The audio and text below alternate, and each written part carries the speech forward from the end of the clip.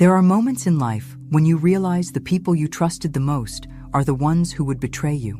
It's a feeling that comes too late, when it's almost impossible to go back and undo the damage. But what if, against all odds, you could take back control?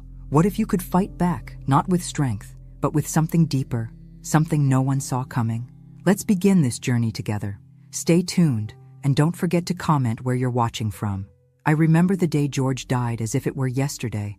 The world shifted beneath me, and I didn't know how to hold on anymore. At 84, I thought I had lived enough for one lifetime. But nothing prepares you for the loss of someone who's been by your side for so long. 3 years ago, he was taken from me, and since then, my world has been a dull echo of what it once was. I've been living with Ethan ever since, my only son. I always thought I'd grow old in the house George and I built together, surrounded by memories. But that was before Alzheimer's began its slow, insidious march through my mind. It started small, just a forgotten name or a misplaced key, but over time, it became harder to hide. I knew it was coming, and so did Ethan. At first, he was so kind. He helped me with things around the house, bringing me tea in the mornings, walking with me when my legs grew weak. I thought things might be okay, that we'd find a way through this new chapter together. But as the disease tightened its grip, something shifted in Ethan. His patience started to fray. The kind smiles turned into exasperated sighs. "Mom, you can't even remember where you put your glasses." His voice would snap, and I'd feel a wave of shame. It wasn't his fault. He didn't sign up for this. But it didn't make the hurt any less. He became increasingly distant, irritable, as if my very presence was a burden he was forced to bear. I could see it in his eyes, the resentment growing stronger each day. He didn't need to say it. I could feel it in the way he looked at me. I wasn't the woman I used to be. I wasn't his mother anymore. I was a problem. And slowly, I started to realize that maybe, just maybe, I was becoming a problem for him too. One afternoon, he took me to the doctor. I hadn't been to see him in months, too afraid of what he might say. But Ethan insisted. He sat next to me in the waiting room, his hand resting on my arm, but his eyes distant, as if he couldn't quite look at me. The doctor's words were a blur. I didn't understand much of it, only the weight of the diagnosis. Alzheimer's. Ethan had that look in his eyes, the one that spoke volumes. I didn't have to ask him what it meant, but I already knew. The look wasn't of concern. It was a look of finality, the kind of look you give a lost cause. After the appointment, he drove me home in silence. The tension between us was palpable. I tried to fill the void with small talk, but he barely responded. When we got back to the house, he told me there were things we needed to take care of. Legal things, he said. "We need to make sure everything is in order before you forget it all," Ethan said, his voice unusually calm. "For your own good, Mom." I wasn't sure what he meant, but I nodded, feeling small under the weight of his words. I didn't want to make him angry. Didn't want to make him feel like I was any more of a burden than I already was. The next day, he sat me down with a stack of papers. There were so many of them, so many words I couldn't make sense of. Ethan told me I needed to sign. He said it was just paperwork, just to make sure that everything was handled. I wasn't sure what I was signing, but Ethan reassured me. "Don't worry, Mom. This is for you. I'm doing this for you." His voice was so smooth, so reassuring, but I could see it in his eyes, the way he glanced at me, calculating. There was something more in his tone, something I couldn't quite place, something cold. I hesitated. My mind was foggy, slipping between memories and confusion, but I had to do what was right. I had to trust him. I had to believe that he was doing what was best for me. So I signed. The weight of the pen in my hand felt heavier than I expected, but I didn't question it. Not then. I just signed, feeling a strange emptiness spread through me. Something told me I was making a mistake, but I couldn't grasp why. I didn't know how to stop. When I finished, Ethan smiled that same smile, the one that didn't quite reach his eyes. "Good," he said. "I'm glad you're on board, Mom." And just like that, I felt the last thread of trust between us snap. The moment I signed those papers, something inside me shifted, but it was too late. Ethan had already taken control, and I was left with nothing but the echoes of my own confusion. I don't know when it happened. When the warmth in Ethan's eyes, the kindness in his voice, faded into something colder, sharper. But I felt it. I saw it, and I couldn't stop it. The man I had trusted, the son I had raised with love, was becoming a stranger to me.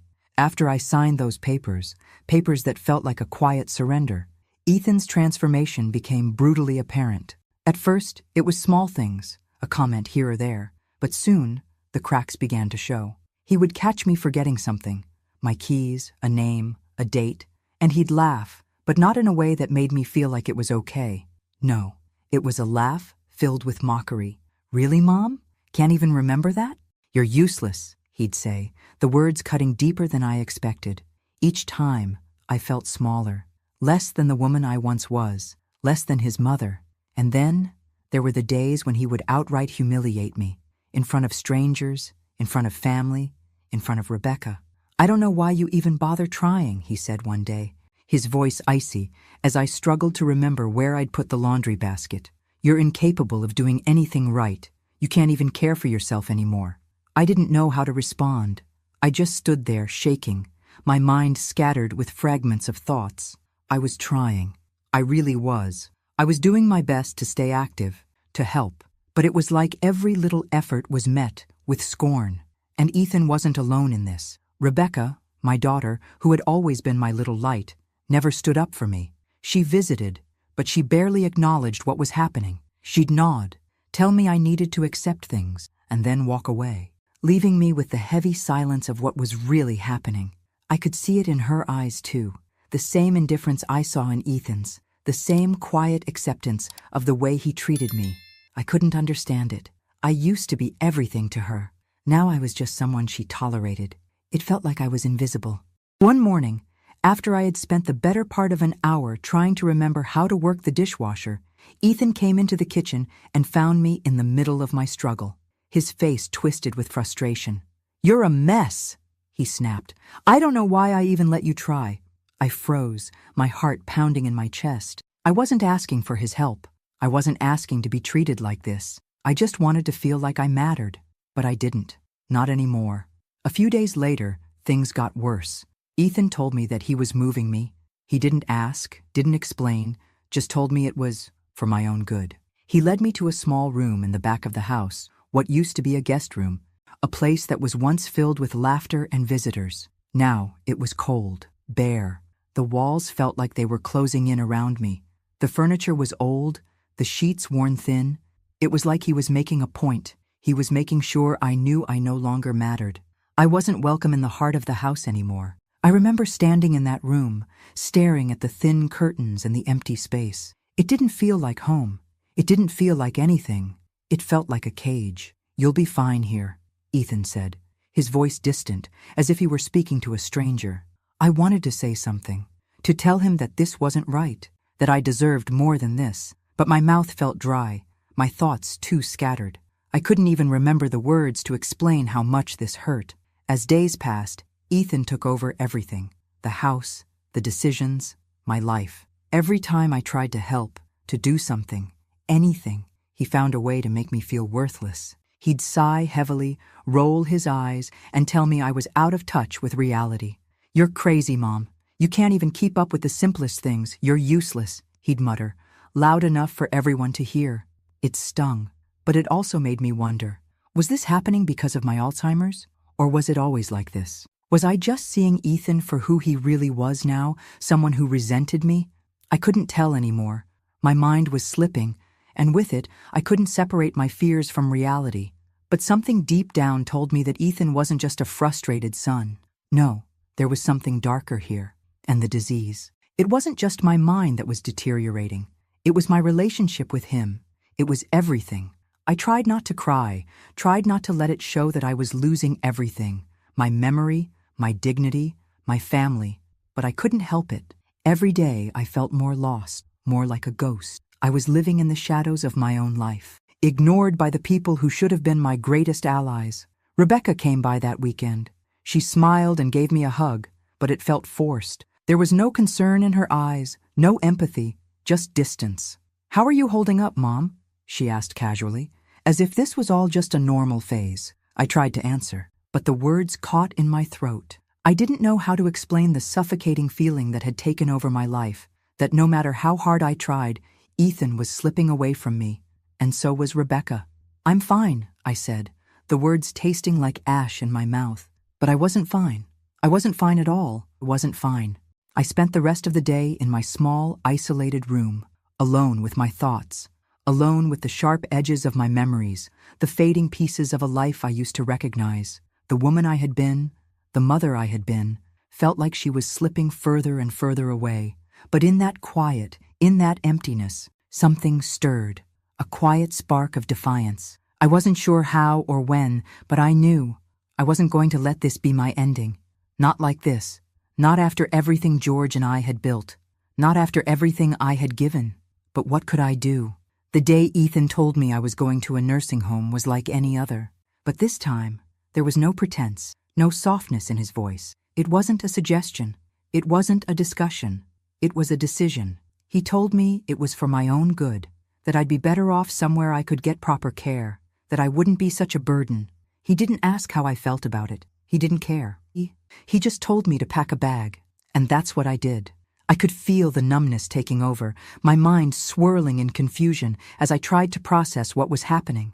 It was all happening too fast. The house I once called home was slipping away, piece by piece. The man who was supposed to care for me, my son, was making decisions without even looking back. He drove me there in silence, a long, cold drive where I stared out of the window, watching the world pass by like a blur.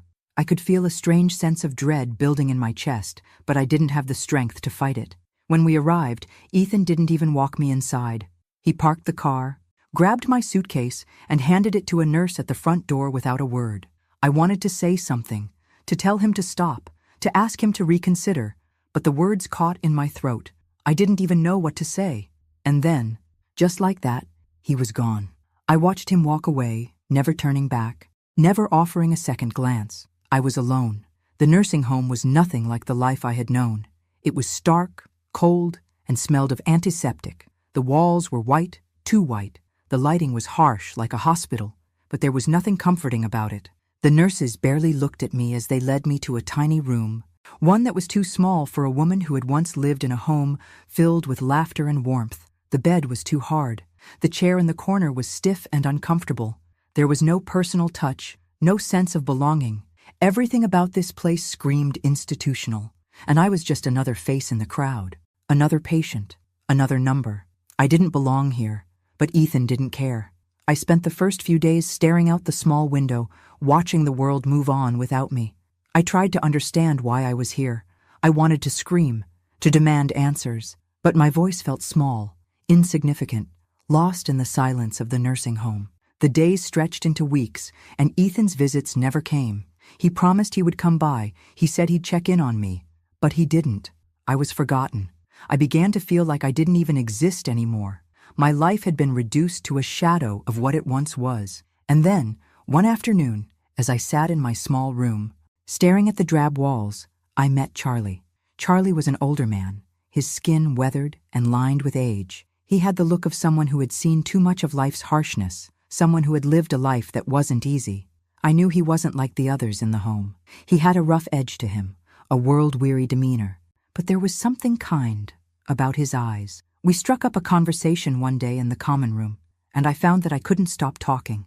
He listened to me, really listened, in a way that I hadn't felt in years. I told him about George, about our life together, about the house we had built, the life we had made, and he listened without interruption, without pity. He didn't look at me like I was fragile or lost. He just listened. Charlie had been through his own struggles. He was an ex-convict. Having spent years in prison for a crime he said he regretted. But there was no bitterness in his voice when he spoke about it. He had a sharp, cynical view of the world, but it wasn't without reason. Life had taught him hard lessons. Still, there was something about him, something that made me feel not so alone. He shared stories of his life, of things he had seen, things he had learned. But the more we talked, the more I realized he was teaching me something. One day, as we sat in the small garden behind the nursing home, Charlie looked at me, his face serious for the first time. "You know, Mabel," he said, his voice low, "you still have control. It might not feel like it right now, but you do. This place, these people, they don't own you. You're not just a number here. If you want to take back what's yours, you can, but you have to want it." His words hit me harder than anything Ethan had said. I hadn't even considered that I could fight back, that I could still have a say in what happened to me. But Charlie believed it, and for the first time in a long time, I found myself believing it, too. I looked at him, my mind swirling with possibilities. What if I could? What if there was a way to regain control of my life, to take back what Ethan had taken from me? Charlie wasn't wrong. I wasn't just a shadow. I wasn't just a forgotten old woman. I was Mabel Pierce, and I still had the power to change my fate. And with that, something inside me shifted. I didn't know what the next step would be, but I knew one thing for certain. I wasn't going to let Ethan's betrayal be my end. Charlie became more than just a friend. He became my ally, my guide through the fog of confusion and fear. Every day, he would sit with me, patiently listening as I spoke about the hurt and betrayal I felt. He didn't pity me. He didn't talk down to me. He saw the woman I used to be, the woman who still had the strength to fight, even if I didn't know it yet. It was Charlie who opened my eyes to the truth I had been too blind to see, the truth that Ethan had manipulated me, that he had convinced me I was useless, that my life no longer belonged to me. He made me believe I was too far gone, that my decisions didn't matter anymore, that I had no voice left. I had let him take control, and for so long, I thought it was because I was ill, because my mind was failing. But Charlie showed me something different. He showed me that I had been tricked, that I wasn't powerless. "You've got to stop thinking like a victim, Mabel," Charlie told me one afternoon, his voice firm, but not unkind. "This isn't just about what Ethan's done. It's about what you can still do. You're not finished, not by a long shot." He was right. I wasn't finished. I might have forgotten things. I might have lost parts of myself along the way. But I wasn't gone. Not yet. Charlie helped me understand something important that I hadn't even considered before. I still had control over my life, my money, my future. The thought was so simple, yet it hadn't occurred to me. But there was more to it than just regaining control. There were documents. There were legal papers I had signed in my confusion, thinking they were just routine, thinking Ethan was looking out for me.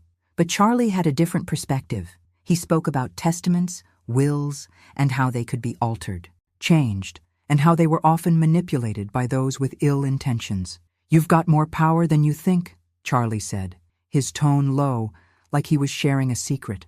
"Testaments can be changed. The right lawyer can make a difference. Don't let Ethan think he's already won." It was the first time in months that I felt a flicker of hope. Maybe, just maybe, I could take back what I had lost. Maybe I could reclaim my independence, my dignity. But the road ahead wouldn't be easy. I had to be careful. Ethan and David Lane were powerful, and they had manipulated me once. I couldn't let them do it again. In one of our long conversations, as we sat in the small garden behind the nursing home, something inside me started to stir. Memories I hadn't thought about in years began to surface. Memories of George, my dear, sweet George. I remembered his warnings. He had always been suspicious of Ethan, always uncomfortable with how much my son seemed to expect from me. He used to tell me, "Mabel, protect your independence. Don't let him take what's yours. He's got his eye on the wrong things. He's greedy. You have to be careful." I had brushed it off then, thinking George was just being protective, perhaps even paranoid.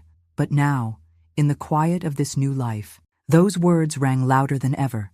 Ethan had never been the man George thought he was. No, he had been worse, much worse.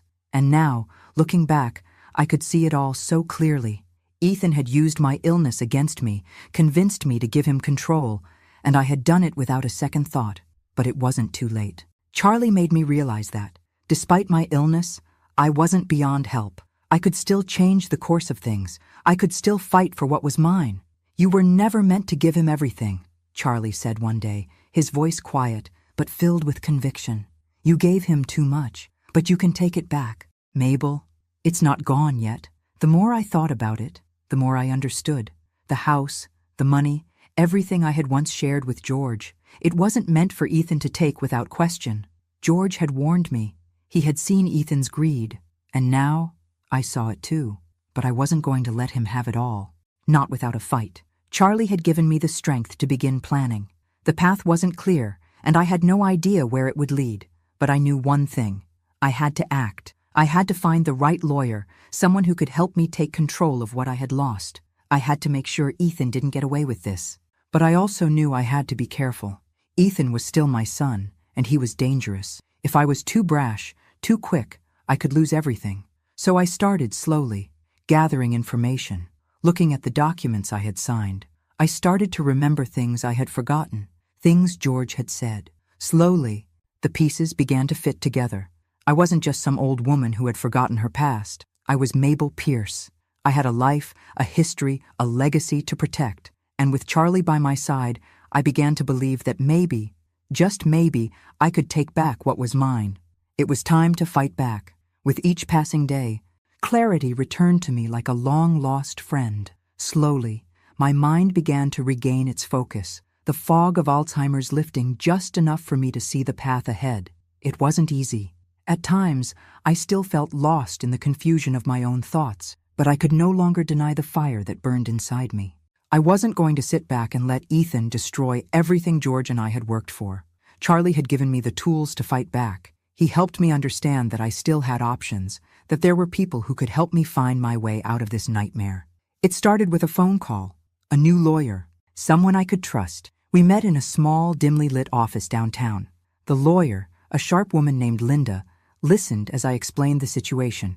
She was professional, kind, and most importantly, she believed in me.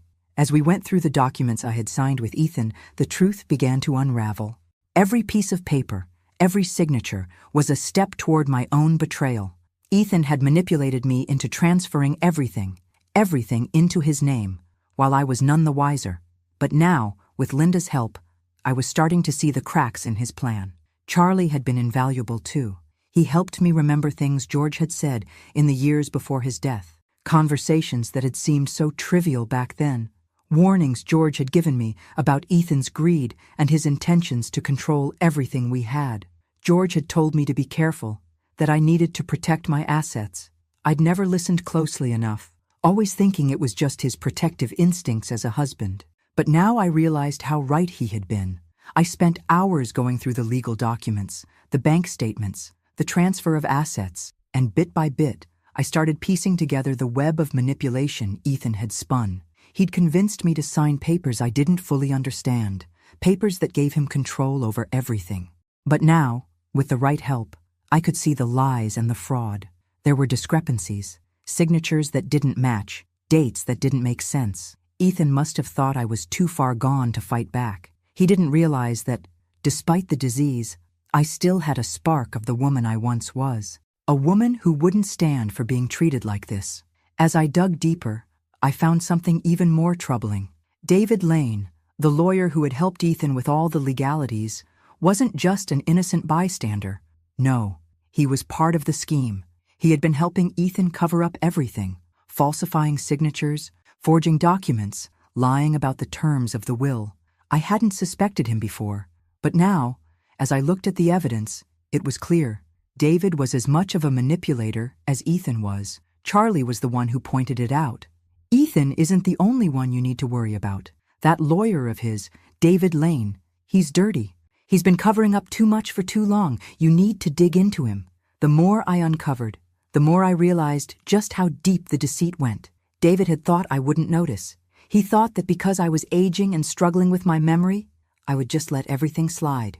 But he was wrong. The day I finally confronted Ethan, was one I will never forget. He walked into my room with that same smug expression he had worn for the past few months, believing that I was completely under his thumb. But he wasn't expecting the woman he had once known to be gone, replaced by someone who had a plan. "You're being cruel, Mom," Ethan said, his voice rising with frustration. "I'm the one who's been taking care of you. You think I'm doing this for me? I'm trying to help you." I let him talk, let him spew his lies, but inside, I was already making my move. I wasn't afraid of him anymore. His threats didn't scare me. "I know exactly what you've been doing, Ethan," I said, my voice calm but firm. "You've manipulated me. You've lied to me, and I'm not going to let it continue." Ethan froze, his face drained of color. For the first time, I saw the panic in his eyes. He hadn't expected me to fight back. He hadn't expected me to wake up from the haze he had created. "I have the documents, Ethan," I continued. "The fraud, the forged signatures. I have everything I need to take this to court. You won't get away with this." His reaction was immediate. Anger flared in his eyes, and his fists clenched. "You're making a huge mistake," he spat. "You're going to regret this." But I wasn't afraid. I wasn't the helpless old woman he thought I was. With Linda's help, I was going to take back what was mine. Charlie had helped me see what needed to be done, and now I was ready to act. I wasn't just taking back the house, the company, the money. I was taking back my dignity. I wasn't going to let Ethan or David control my life any longer. As the days passed, I gathered more evidence, more proof of the deceit. The legal team was on my side, working tirelessly to expose Ethan and David for what they were. I had everything I needed. The testaments, the documents, the forged signatures, all neatly compiled and ready for the confrontation I had been preparing for. The weight of what I had uncovered had been heavy on my shoulders, but now I was ready. I was finally going to take control of my life again. Ethan thought I was weak. He thought I was just a confused old woman who wouldn't remember her own name, let alone the deception he had woven around me. For months, he'd manipulated me, twisted my trust into submission. But now I had proof, and I wasn't afraid anymore. I asked him to come over one afternoon. I kept my tone calm, controlled. Nothing about this was going to be rushed. He walked into my room like he owned the place, his usual air of superiority hanging over him. He still thought he had the upper hand. He still thought I was broken. "Mom, you wanted to see me?" he asked, his voice a little too smooth, as if he didn't want to reveal the growing discomfort I could see in his eyes. "Yes," I said, standing up and meeting his gaze. "I have something to show you." I wasn't going to let him make me feel small. I wasn't going to cower under his gaze anymore. I walked over to the desk and pulled out the new will, the one I had worked with my lawyer to draft. My hands were steady as I slid it across the table toward him. His eyes immediately narrowed, but he said nothing. He was waiting for me to speak. "You think you've won?"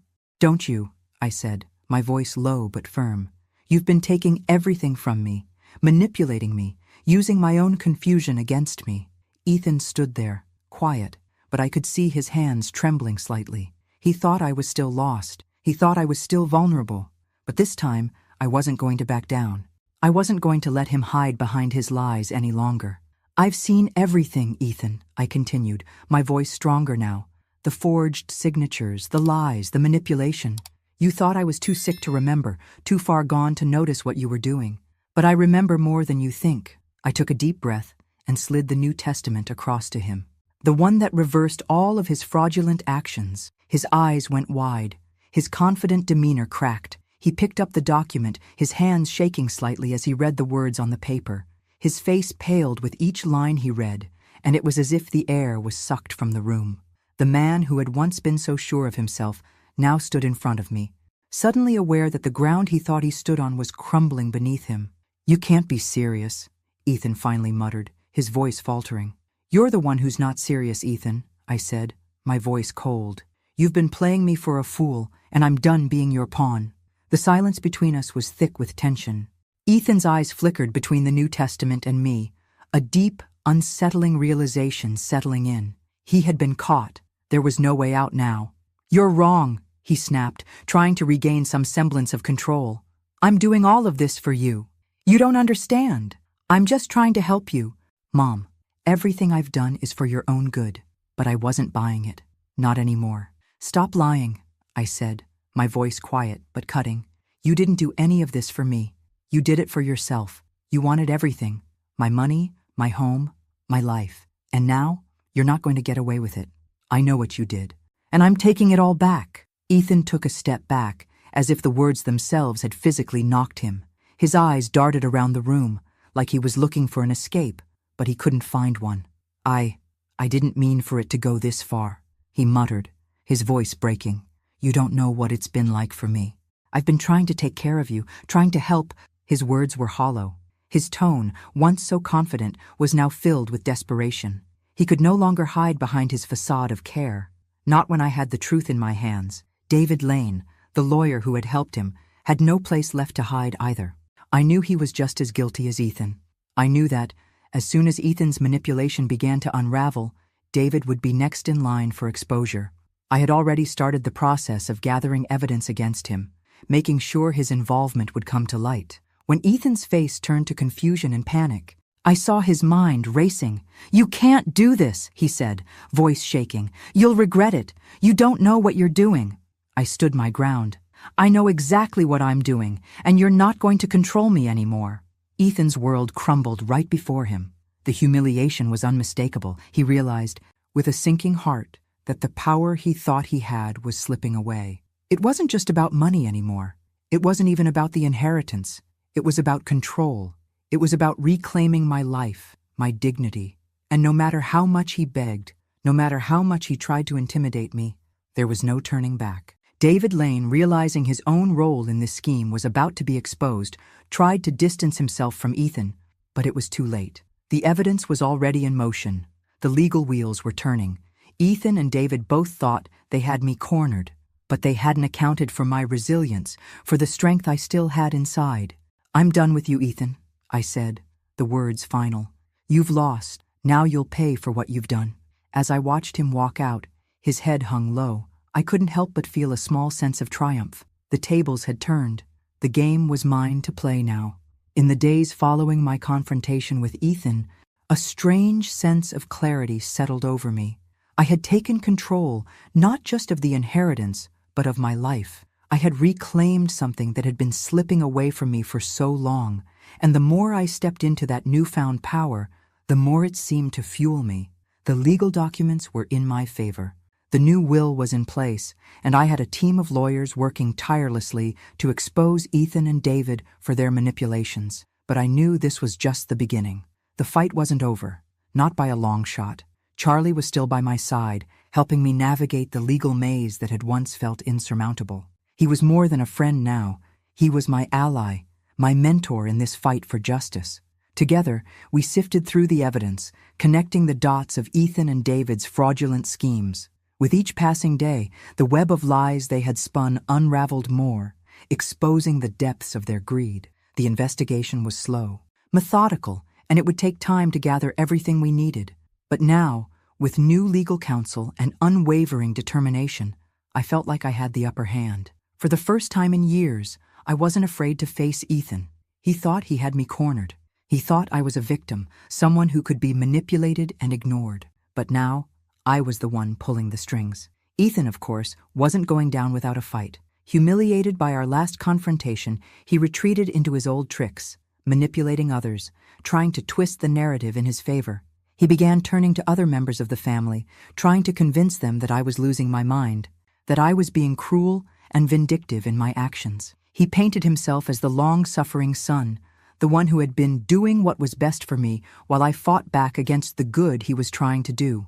But those who had once sided with him were starting to see through his act. Rebecca, my daughter, was the first to waver. She had always been hesitant, always unsure of where her loyalty should lie.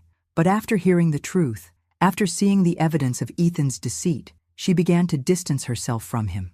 I could see the guilt in her eyes when we spoke, the way she apologized for not having seen it sooner. "I didn't know, Mom," she said one afternoon, her voice heavy with regret. "I should have known. I'm sorry. I should have stood by you." I could see the weight she was carrying, and I understood it. It wasn't easy to confront the truth, especially when it meant going against your own flesh and blood. But seeing her finally acknowledge the wrongs Ethan had done to me was a small victory in itself. It wasn't just about the inheritance. It was about family, trust, and the realization that betrayal had been hiding right in front of us all along. As the truth began to spread, the family started to see Ethan for what he truly was. The carefully constructed image of the dutiful son started to crack, and the whispers began. They began to question his motives, his actions, and his words. The more they learned, the more Ethan's betrayal became undeniable. And as the pieces of the puzzle fell into place, I could finally stand tall. I was no longer the forgotten mother in the back of the house. I was no longer the victim of Ethan's manipulations. I was Mabel Pierce, a woman who had fought for her rights, who had found the strength to stand up for herself when the world seemed determined to knock her down. And I wasn't going to let Ethan or anyone else take that away from me.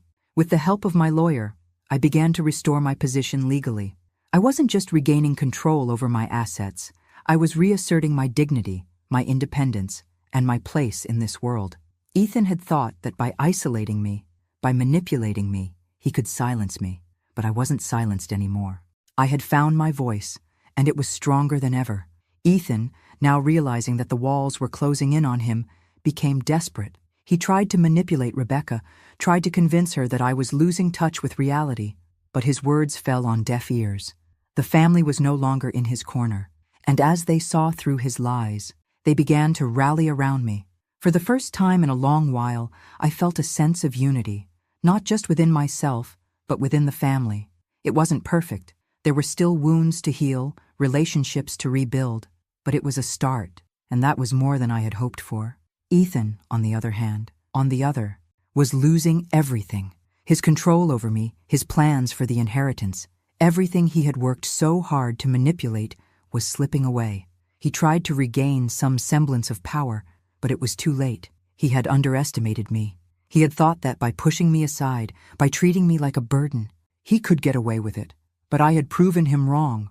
I wasn't just taking back my inheritance, I was taking back my life. And no one, not Ethan, not David Lane, could take that from me. The battle wasn't over, but I was ready for whatever came next. The truth had begun to emerge, and there was no stopping it now. Ethan had lost the power he thought he had, and I was just getting started. The weight of the New Testament in my hands was heavier than I expected. It wasn't just a piece of paper, it was my weapon, my declaration that I was taking back control of everything Ethan had stolen from me. But even with that New Testament, I knew I couldn't rest. Ethan wasn't the only one who had been involved in the betrayal. David Lane, the lawyer who had helped him weave his web of lies, was just as guilty, and I wasn't about to let him escape the consequences of his actions. I couldn't shake the feeling that there was more to David than I had seen. I knew that he had helped Ethan manipulate me, but I couldn't help wondering if there was a history behind him, something more sinister than I had first imagined. It was time to dig deeper. With Charlie's help, I began researching David, looking for any connections, any past mistakes that might give me leverage. What I found shocked me. David Lane wasn't just a corrupt lawyer helping a greedy son. He had a long history of fraudulent behavior. His name appeared in several cases of financial misconduct and legal corruption that had been buried, swept under the rug by clever manipulation and powerful connections. Over the years, he had managed to dodge any serious consequences, covering up his crimes, quietly erasing any traces of his wrongdoings. But nothing stays hidden forever, especially not when someone is determined to uncover the truth. I couldn't believe it at first, but the more I dug, the more I found. He had been involved in multiple fraudulent cases, using his position to manipulate wills, embezzle money, and cheat people out of their inheritances. It wasn't just me that he had taken advantage of. It was countless others, their voices silenced by his carefully crafted lies. I had been just one in a long line of victims, but I wasn't going to be silenced. Not anymore. I wasn't just fighting for my inheritance. I was fighting to make sure David and Ethan couldn't hurt anyone else. With Charlie at my side, I began gathering evidence against David. We approached the right authorities, knowing that this wasn't going to be easy, but that it had to be done. It was the only way to ensure that Ethan and David would face the consequences of their actions. Charlie was invaluable during this time. His experience, his knowledge of people who operated in the shadows, gave me the tools I needed to build a case. We started compiling everything: old court records, testimonies from people who had been wronged by David, financial documents that proved the extent of his manipulations. Each piece of evidence brought us closer to exposing him for who he truly was. But it wasn't just about the legal battle. It was about taking back the power they had stolen from me. I had spent too long feeling helpless, too long letting them control my life. But now, with every piece of evidence I uncovered, I could feel the balance shifting in my favor. Meanwhile, Ethan was growing more desperate by the day. His pride had been shattered by my confrontation, and he could sense that the walls were closing in. He tried to manipulate other members of the family again, spreading lies about me, making up excuses for his actions. But it was clear, the support he once had was slipping away. His desperation made him more reckless, and as the truth began to emerge, he was losing more ground with every passing day. Rebecca, too, was coming around. It wasn't easy for her. She had spent so long torn between loyalty to her brother and the realization of what he had done to me. But now, as the evidence against him mounted, she couldn't deny the truth any longer. Slowly but surely, I could see her start to distance herself from Ethan. The guilt she had carried for so long was starting to lift, and she was beginning to understand that her support needed to lie with the truth, not with the person who had betrayed us both. In many ways, the battle for my inheritance had become a battle for my family. I wasn't just fighting for money or property anymore. I was fighting to restore the bonds that had been broken, to prove to Rebecca that she didn't need to carry the weight of her brother's lies, to show her that, in the end, family isn't about blind loyalty. It's about honesty, trust, and standing up for what's right. David, meanwhile, was starting to feel the pressure. The authorities had begun their investigations, and it was only a matter of time before his past caught up with him. He had thought he could walk away unscathed, but now he could see that there were people who weren't going to let him get away with his crimes. He was isolated, cornered. His connections were no longer enough to protect him. The more I exposed, the more I manipulated the situations to my advantage. Every new piece of evidence was another nail in Ethan and David's coffins. They hadn't expected me to be a threat. They hadn't expected me to rise from the ashes, to fight back when they thought I had nothing left. But I had learned from George's warnings, and from everything I had been through, that the real power lies in not giving up, even when the world wants to push you down. I wasn't going to stop, not until both Ethan and David paid for their betrayal. The final pieces were falling into place. The truth was out there, and the people who had tried to silence me, who had taken advantage of my vulnerability, were going to answer for what they had done. And for the first time in years, I could breathe freely again, knowing that justice was finally within reach. The tension between Ethan and me had been building for months, each day a step closer to the inevitable. I had played my hand carefully, each move calculated, but now it was time for the final blow. I had gathered all the pieces, and I wasn't about to let him get away with the mess he'd made of my life. The truth was out, and I wasn't hiding from it anymore. It all came to a head during a family meeting, one Ethan had insisted on, convinced he could still manipulate everyone into thinking he was the victim. He had convinced himself that I was just a confused old woman, someone to be pitied. But today, he would see just how wrong he was. Rebecca, my daughter, had been torn for so long. I knew that. I could see the guilt in her eyes, the way she had tried to stay neutral for as long as she could. But the truth had a way of finding its way to the surface, no matter how hard you tried to bury it. And when Rebecca finally saw the evidence, when she saw the extent of Ethan and David's betrayal, her loyalty shifted. She knew, deep down, that I was right all along. "I'm with you, Mom," she said quietly, her voice thick with emotion, her eyes filled with regret for not realizing sooner. I should have listened. Her words were like a breath of fresh air. It wasn't just the legal victory I was after. It was the emotional victory. To have my daughter standing by my side again, truly standing by me, was something I hadn't even dared hope for. The day of the meeting, Ethan arrived early, full of his usual arrogance, expecting to once again manipulate the situation in his favor. He sat across from me, his gaze cold, calculating. He was still holding on to the belief that he could control the narrative, that he could make everyone see him as the good son, the one who had been doing all of this for my own good. "Mom, you've got to stop this," Ethan began, trying to put on his most sympathetic tone, his eyes scanning the room for any signs of weakness. "You're making a huge mistake. I've been taking care of you. You've never had to worry about anything. All I've done is for you." I couldn't even look at him without seeing the lies, without seeing the years of manipulation he had put me through. The words he was speaking now were the same ones he had been saying for months, but they were falling flat. I wasn't listening anymore. It was time to end this once and for all. I stood up, calm and steady, the papers I had been carefully organizing placed firmly in my hands. The silence in the room was deafening, and I could feel all eyes on me, waiting. "I know exactly what you've done, Ethan," I said, my voice strong, unwavering. "I know about the fraud, the forged documents, the way you've been manipulating me and the family for months. You've taken advantage of my illness, and you've lied, cheated, and stolen everything you could from me." Ethan's face shifted, the mask slipping, replaced by panic. "What are you talking about? You don't know what you're saying." "I know exactly what I'm saying," I replied, stepping forward, letting the weight of the truth sink in. I pulled out the evidence, documents, contracts, letters, all the proof I had gathered. "You've been planning this from the start, you and David Lane. This wasn't about caring for me. This was about taking everything I've worked for. You wanted my house, my business, my money, and you thought I wouldn't remember. that I wouldn't see through your lies. The room was still, and for a moment I thought Ethan might crumble. His arrogance had turned into fear. He looked around, searching for support, but there was none. His eyes flickered to Rebecca, as if pleading with her, but she wasn't looking at him the way she used to.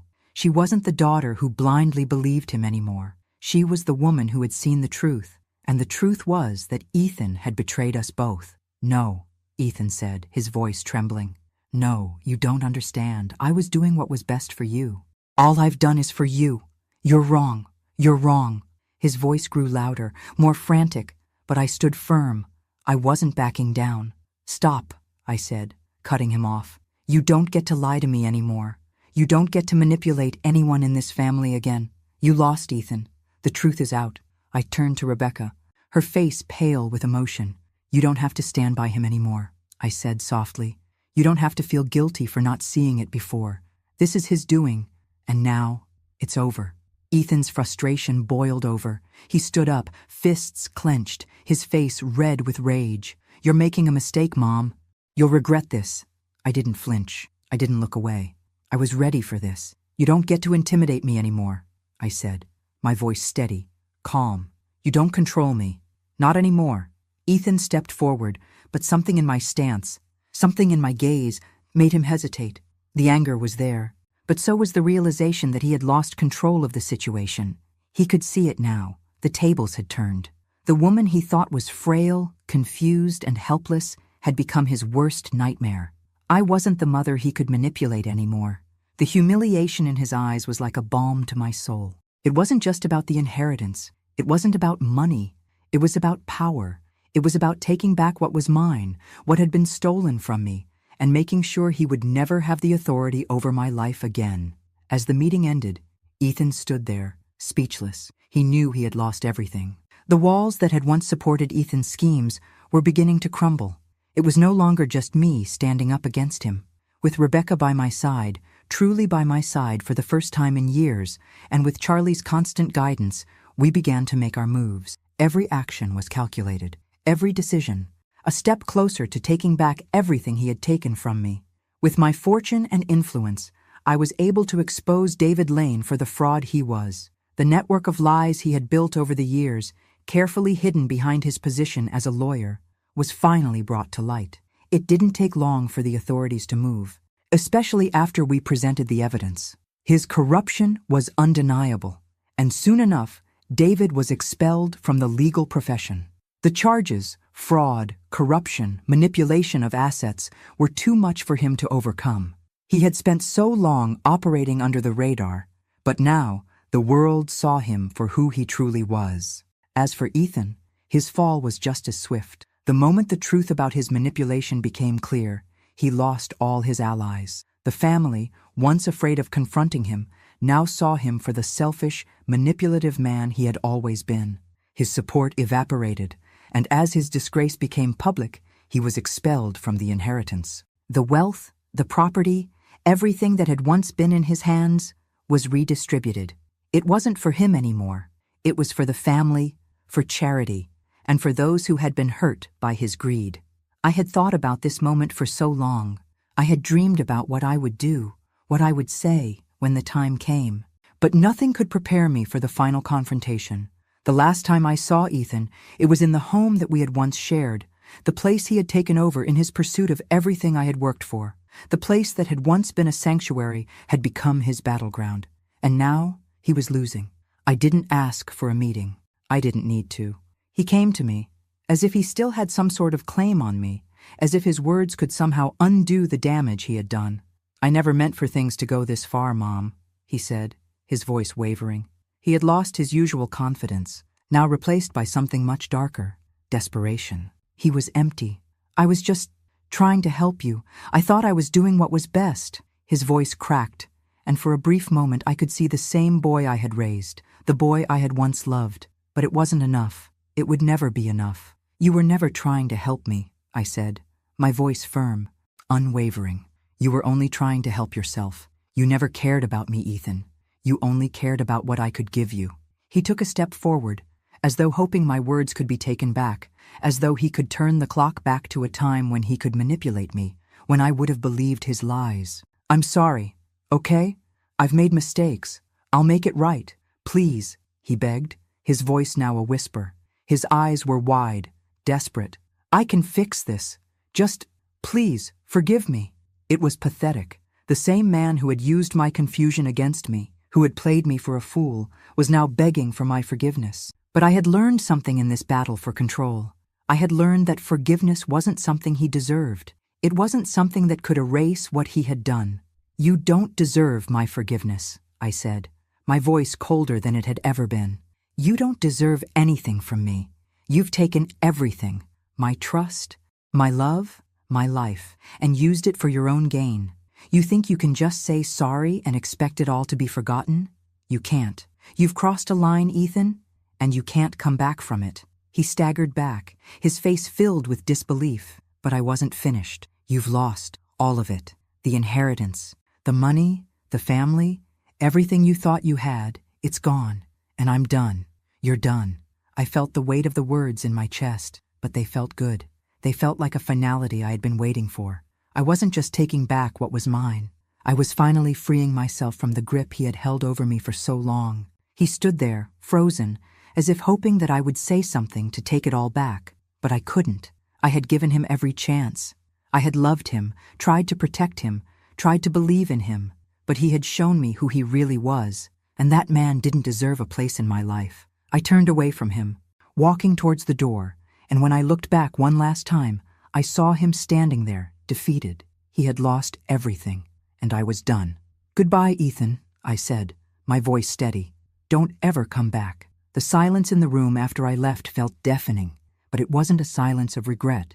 It was a silence of closure. For the first time in years, I felt truly free.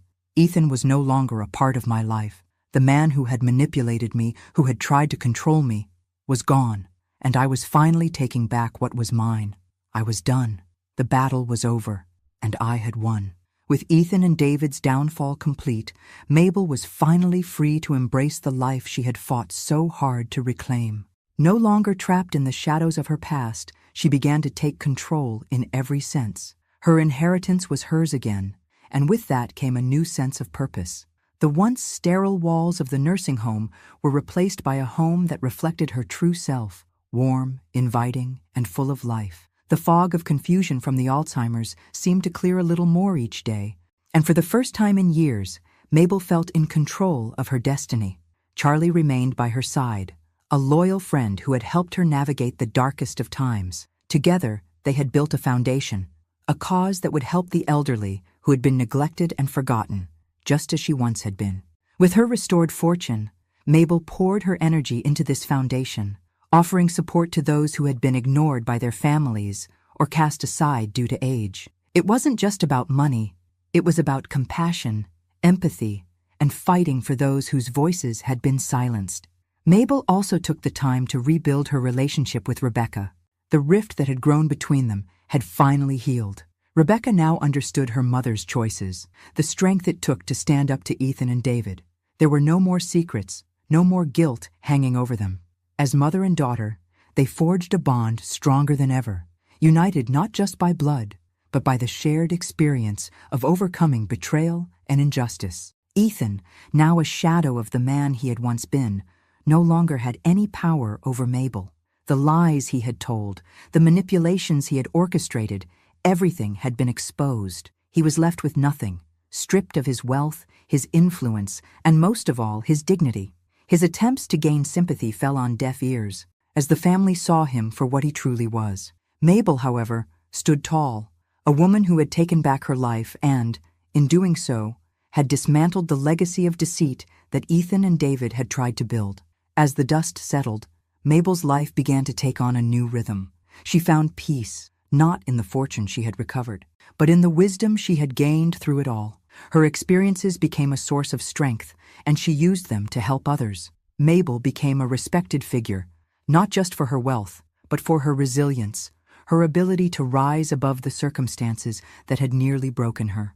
She began giving lectures on topics that had once seemed distant to her, on estate fraud, elder abuse, and empowerment for the elderly. She shared her story with anyone who would listen, determined to make sure that what happened to her wouldn't happen to anyone else. She spoke not from a place of bitterness, but from a place of deep understanding, because she had lived through it, and she had come out the other side stronger than ever. The final scene of Mabel's story unfolded at a charity event, a celebration of everything she had built. Standing beside her daughter, Rebecca, and her loyal friend, Charlie, Mabel smiled with pride. Her journey was not just one of survival, but of triumph. She had taken back her life, but more than that, she had built a legacy of giving back, of showing others that no matter the circumstances, you could always rise. In the end, Mabel's greatest victory wasn't the financial restitution or the defeat of Ethan and David. It was the emotional freedom she had gained, the strength she had found in herself, and the way she had transformed her pain into something that would help others. Her story would be remembered not for the injustice she had endured, but for the incredible strength and grace with which she had overcome it. Mabel had become the woman she was always meant to be, a woman who would never be silenced, who would always stand tall, and who would use her story to light the way for others. And in doing so, she had finally found peace. Thanks for listening. Don't forget to subscribe and feel free to share your story in the comments. Your voice matters.